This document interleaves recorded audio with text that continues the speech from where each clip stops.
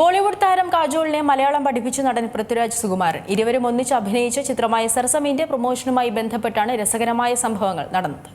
പൃഥ്വിരാജ് സുകുമാരനും ബോളിവുഡ് താരം കജോളും ഒന്നിച്ച് അഭിനയിക്കുന്ന ചിത്രമാണ് സർസമീൻ. ജിയോ ഹോട്ട്സ്റ്റാറിലാണ് ചിത്രം സ്ട്രീം ചെയ്യുന്നത്. ചിത്രത്തിന്റെ പ്രൊമോഷൻ തിരക്കിലാണ് താരങ്ങൾ. നിങ്ങളുടെ മാതൃഭാഷയിൽ ഒരു വാക്ക് പഠിപ്പിക്കാൻ പറഞ്ഞാൽ ഏതായിരിക്കും പറയുകയെന്നായിരുന്നു കാജോളിന്റെ ചോദ്യം. താൻ ഒരു പ്രയോഗം പഠിപ്പിക്കാമെന്നും എന്നാൽ ഈ വാചകം പറയാൻ ഒരു നിബന്ധനയുണ്ടെന്നും പൃഥ്വിരാജ് പറഞ്ഞു. ഇത് പറയുമ്പോൾ നിങ്ങൾ വലത് തോൾ ചരിക്കുകയും ഇടത് തോൾ ഉയർത്തുകയും വേണമെന്നും പൃഥ്വിരാജ് കജോളിനോട് പറയുന്നു. പറഞ്ഞതുപോലെ തന്നെ കജോൾ ചെയ്തു. എന്താ മോനെ ദിനേശ എന്ന വാചകമാണ് ഞാൻ നിങ്ങളെ പഠിപ്പിക്കാൻ പോകുന്നത് എന്നാണ് പൃഥ്വിരാജ് ഉത്തരം നൽകിയത്.